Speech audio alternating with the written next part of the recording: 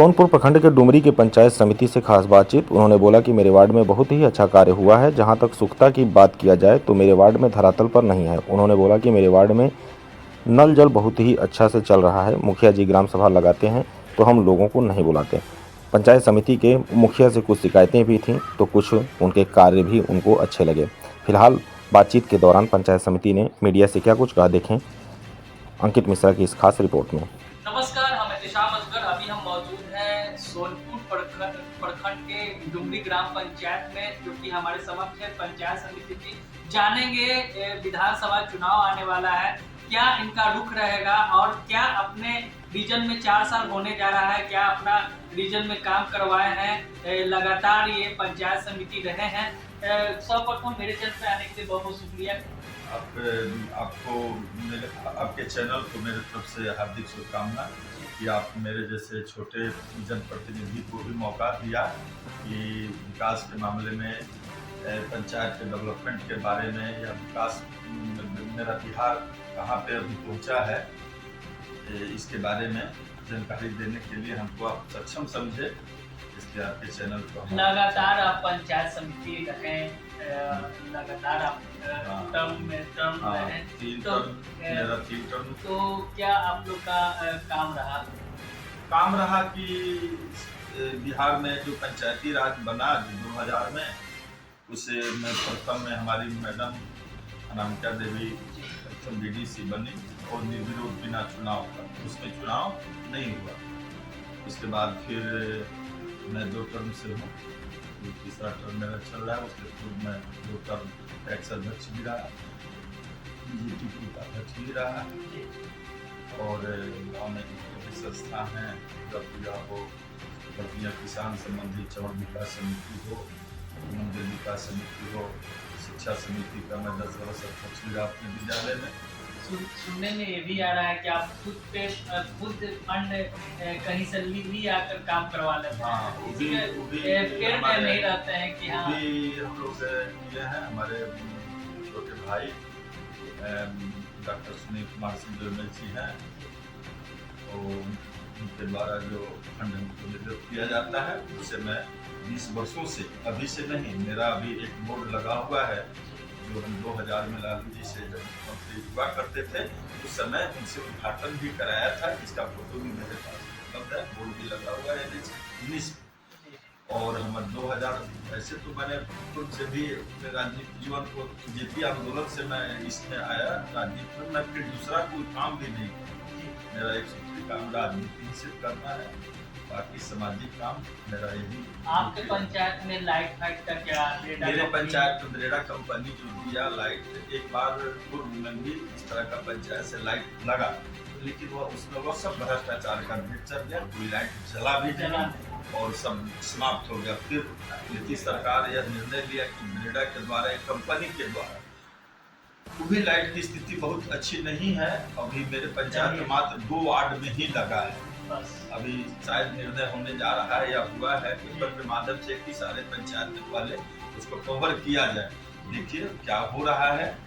नल जल की स्थिति मेरे यहाँ अच्छा है, बहुत अच्छा। माने उसमें कहीं कोई शिकायत नहीं है। थोड़ा सा है कि जो पूर्व में जो नल जल का काम मुखिया के द्वारा हुआ 2-4 वार्ड में, जो थोड़ा सा पुअर है, उसका गुणवत्ता और उसका काम करने की शैली जो था, उसमें कुछ भ्रष्टाचार का भेद चढ़ा, लेकिन उसको फिर बाद में हम लोग मेंटेन करते हुए और सब 15 वार्ड में। जैसे कि समिति जी स्वच्छता के बारे में कहना चाहते हैं, स्वच्छता कितना धरातल पे अभी की डेट में? स्वच्छता का संख्या मेरे यहाँ बहुत कम है।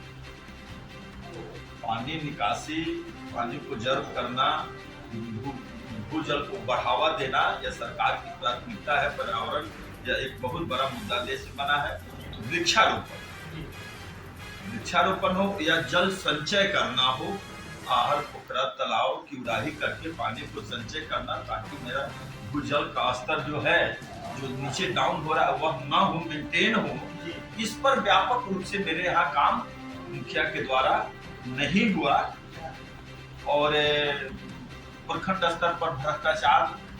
नीतीश जी के राज्य में विकास तो हुआ, उसमें कहीं 2 मत नहीं है, बहुत सारे स्ट्रक्चर बदले, बिहार का स्वरूप बदला, लेकिन ग्रामीण स्तर पर और प्रखंड स्तर पर भ्रष्टाचार इतना चरम है कि हमारे जैसे जनप्रतिनिधि जो 65 वर्ष उम्र हुआ एक सामाजिक, मैं प्रखंड जाना पसंद नहीं करता हूँ।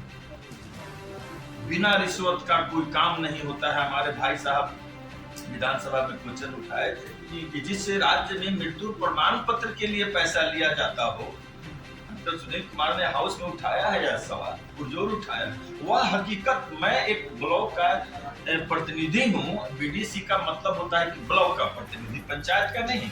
हमारा कैबिनेट, हमारे प्रमुख के द्वारा हम लोगों का उसमें चैम्बर होता है, हम लोग बैठते हैं, बीडीसी की बैठक होती है, लेकिन अफसरशाही चरम पर है, समझे ना।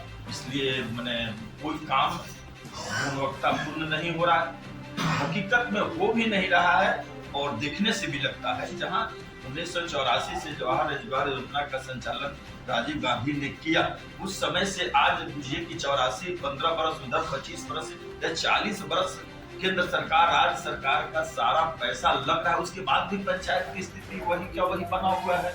सिर्फ भ्रष्टाचार का भेंट चल रहा है, और रिपोर्ट भारत सरकार को, केंद्र सरकार को नीचे के जिला से, प्रखंड से भेज के उसकी खानापूर्ति की जाती है।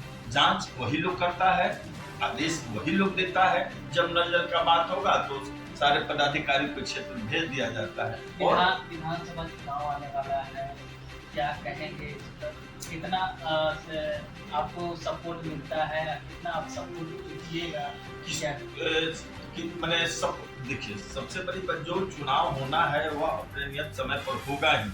बहुत सारा बदलाव का जो अगर कहीं कोई अपेक्षा करता हो तो हमको नहीं लगता। हाँ, कुछ हम बढ़ रहे हैं, बिहार बढ़ रहा है, देश बढ़ रहा है। हम 47 जो डेडलाइन मोदी जी ने जो दिया है उस वेग में हम लोग आगे बढ़ रहे हैं, लेकिन जो बढ़ना चाहिए, जो हकीकत है, जब तक किसान समृद्ध नहीं होगा, जब तक देश की बेरोजगारी दूर नहीं होगी, तब तक कोई देश समृद्ध नहीं होता। जब तक शहर को एक आधुनिक तरीका से नहीं बचाया जाता है। मैंने अभी देखा है कि अभी समिट हुआ है दिल्ली में, उसमें हुआ था कि जब तक शहर का सुदृढ़ीकरण नहीं होगा, बताया नहीं जाएगा क्या कौन शहर कितना डीजीपी, कितना इनकम देता है भारत सरकार, उसी पर गुरुत्व है। तो 4-5 शहर आया है देश में भारत सरकार से। पंचायत के तरफ से अपने प्रखंड के सारे जनता को ईद और रामनवमी पर अपने तरफ से हार्दिक शुभकामनाएं देता हूं, और इस चैनल के माध्यम से भी